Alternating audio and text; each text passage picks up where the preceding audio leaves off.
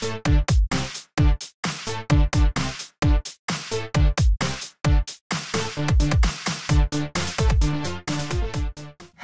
everybody and welcome back to another episode of The Points of Articulation. My name's Dave and if you're new to the channel, welcome. So by looking at my channel, you know I like to review little tiny ships, but I saw this in a store and figured, why not? So today we're looking at the Solo, a Star Wars story, Millennium Falcon, which is part of the Force Link 2.0 line. Now the Millennium Falcon, for those who don't know, is a YT-1300 freighter. In the time of the original trilogy was heavily modified, but is it modified in Solo? I don't know, the movie's not out yet.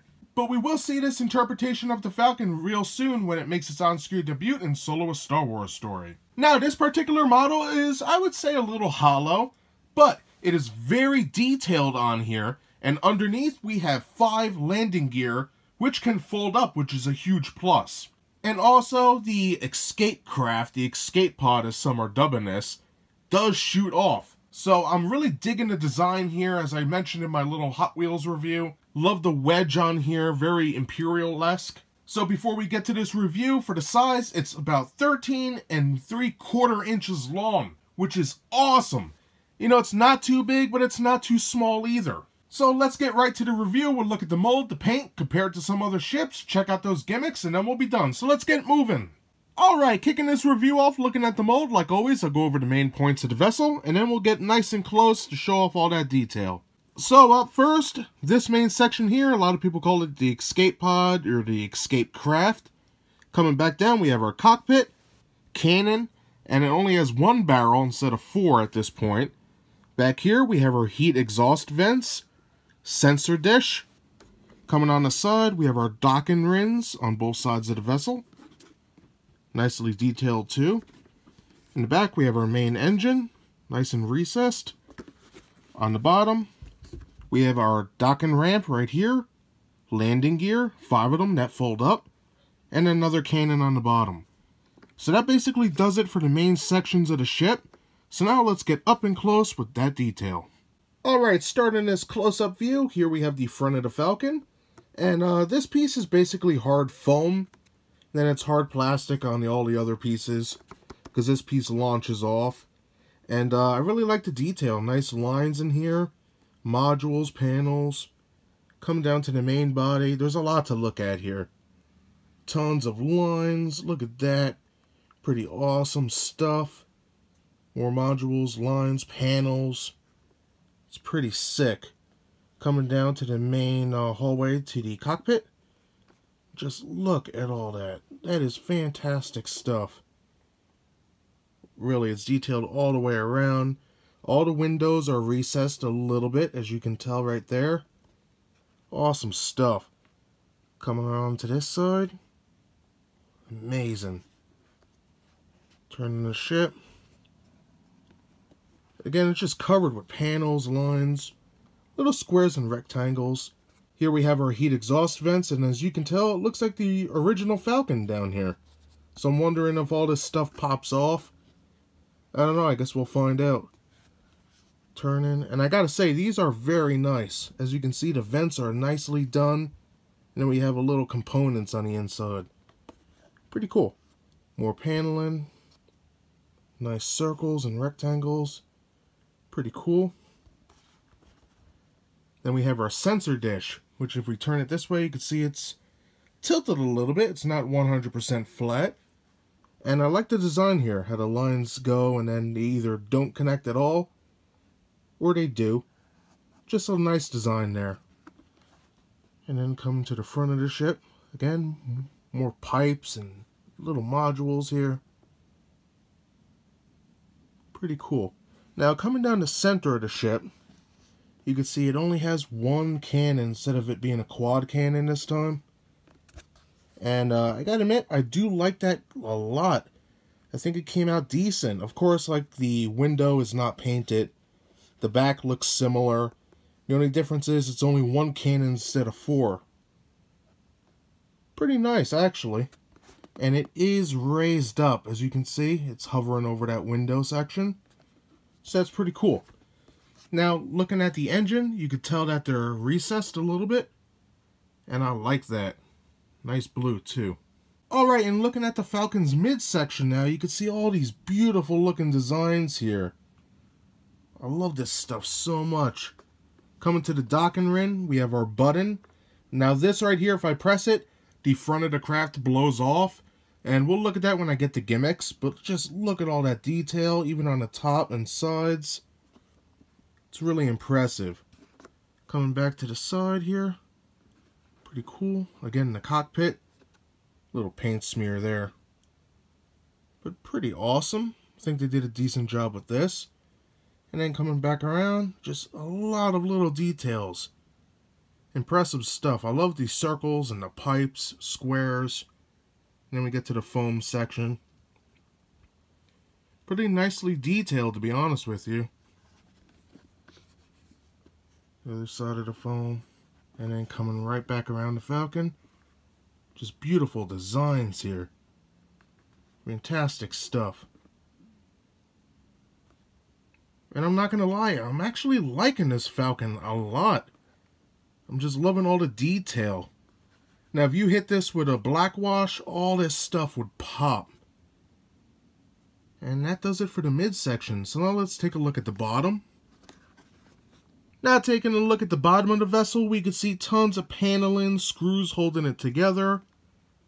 Again, just all that beautiful detail. Copyright crap right here. And we'll just go around the perimeter and work our way towards the center. You can see all the paneling. Beautiful detail in the cockpit. Gotta get rid of that paint there though. And then coming around the sides. Awesome. This should be the loading ramp. Pretty neat. Tons of panels. And then this section here should be for the escape pods, as we saw in The Last Jedi. Whatever. Coming around again. Just the detail continues on and on.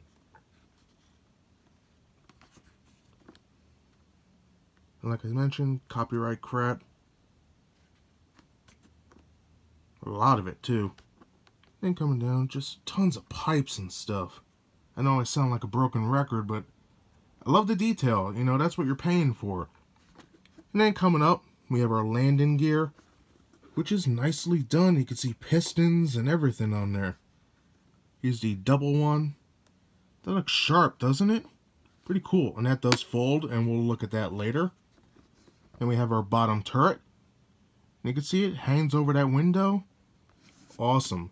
Now this green thing here, if you have that Force Link wrist communicator or whatever it is, you hover it over here and you will hear sounds for this particular vessel. I don't have a Force Link gauntlet, if you want to call it that, so I can't show that off, sadly. But the detail is impressive. And that does it for the mold. I think I went over every single nook and cranny on this bad boy, from the loading ramp to the engines to the cockpit and the front. So if I missed anything, a million apologies. So now let's take a look at the paint. Alright, when it comes to the paint of the Falcon, we're looking at around 8 different colors. Now, some may say the Falcon's not really painted that well. I'm on the fence. I think it's a decent job. Could have had a little more, but what are you going to do? It looks just like the posters, so I'm happy. So the main color we have here is a nice off-white, and that's on the sides and the bottom. Nice color choice. On top of that, we have tan spread out throughout the whole thing here. Dark blue.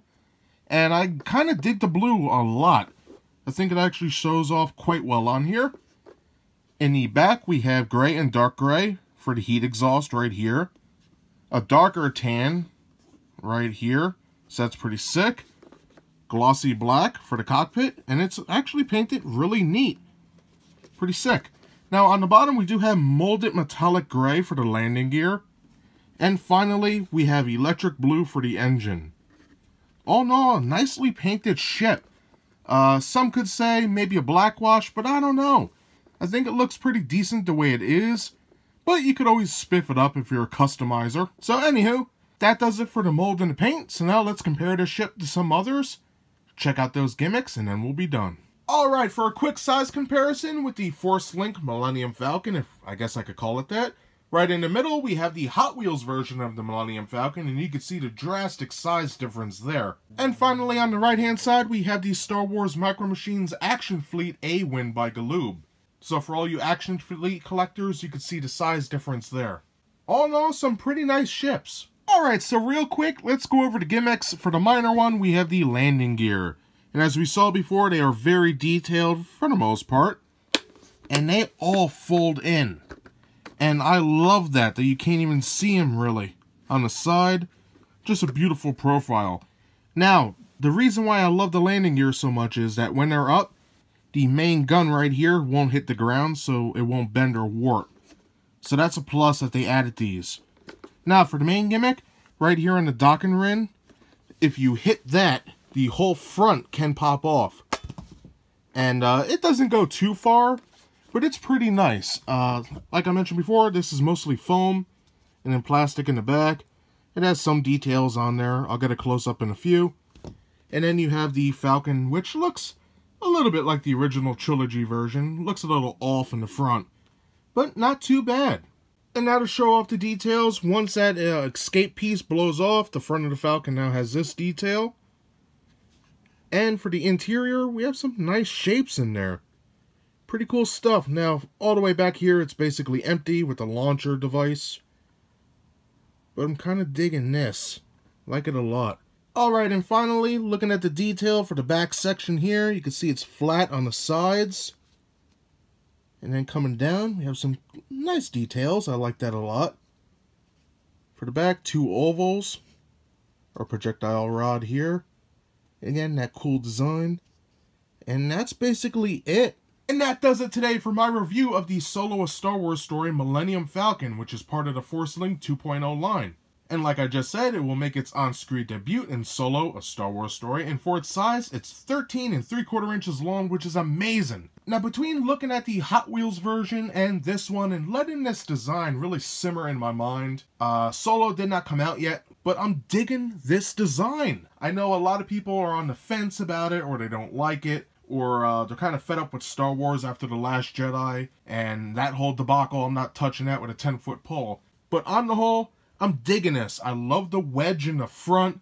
I'm liking the one cannon gun, the turrets on the top and bottom, the sensor dish. Basically, what I equate this to is having a girl or guy, whatever you're into, that you like a lot, just with different makeup or different clothes on. That's all it is.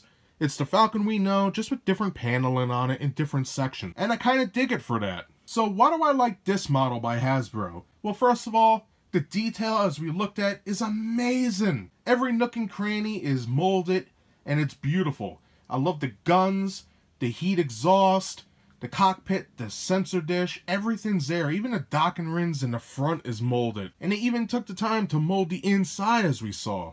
Now, for the paint, it's okay. I know a lot of people would like to mod this with some black wash or paint it themselves with different colors. But for what you get, I think the paint is nice, especially in the back here. That's pretty cool. Now, besides the mold and the paint, you can't forget the gimmicks on here. And I keep calling them gimmicks. I don't really think landing gear is a gimmick. But it's nice they added it. You get 5 different landing gear, which is cool because if you don't have a stand, you can put this down and you won't damage your turrets. And also the whole front shoots off. A lot of playability for the kids there, and that is sick. So if you're looking to buy this bad boy, I would suggest checking your Walmarts, Targets, and online stores. And it's going to cost you about 29 bucks. Now, is it worth that? I don't know. I don't think it is. Sure, you get the landing gear, the front shoots off. It's molded beautifully and painted okay. But $29, I don't know. I think it should have had a little more on there. But then again, it is 13 3/4 inches long, so I leave that up to you. If you really love the model, then it's worth it.